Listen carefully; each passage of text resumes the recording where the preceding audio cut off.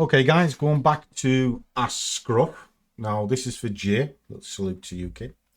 Let me flick this over and I'll quickly pull it into shot.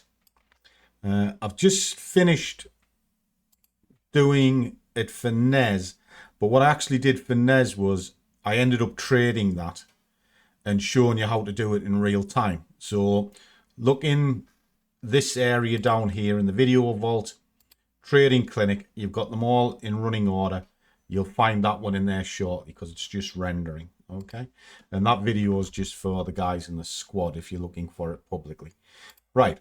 Okay, so can I ask a psychological question? Yeah, I'm a nutter. Oh, sorry, we're asking a different question. When I see an impulsive move in one direction, I feel the urge to fade the move and take the other side. Is there a way to combat this? Yeah, you trade what you see. And I know I should trade what you see. Oh, well, got there. But this is a mental block when this happens all the time. On the bias tool, pound NZ, pound Aussie, I've been long all week. I wanted to go long, but my dumbass ended up going short. Look at this, can't go higher, and I get stopped. Well, oh, okay. And then you struggle with stops. Right, okay. The sheet, the tool that I made for you guys, visualizes the general market. Now, until that market tells you otherwise, it's doing what it says.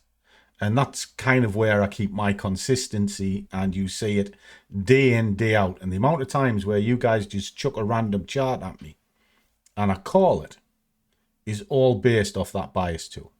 If it says it's going up, until it tells me otherwise, it's going up. Now, if I wanted to fade the move because I can see an extreme move in a singular direction, well, then I've got to put the right tool for the job on, which would be a Kylie. Put a Kylie onto it. As soon as it hits the trigger point, 23, I'll be looking to be out by 38. Why? Because I'm going against the move. Where's the stop? Other side of zero. A little bit like what I showed you the other day. Now, that's if I'm going against the grain, and I have to have that stop in place, because if I'm wrong, I will get wrecked. Okay, so you know you're going against it, you must put your stop in. Now, if you're putting your stops on a trending market, again, let me just show you something. There's a trend. I know it's the 5-minute chart, but it could be the same shape on an hourly chart. It will push up, it'll impulse down, push up. Well, when it pushes up, if you're looking to get in long on this trending market here, well, your stop is under there because that's the next swing point. And again, if it comes down, takes you out, fine. But if not, you're on the trend. Now, the shape of that is identical, whether it's on an hourly, 15, 5, whatever.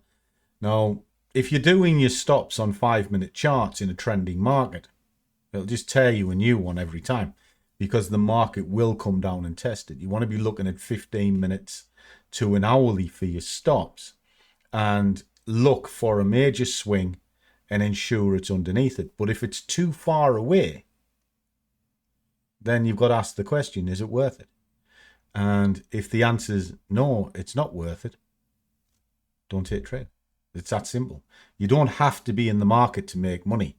Sitting on your hands is a position. You don't make anything, but you don't lose anything, and you'll be fine. So I hope that helps. Catch you soon.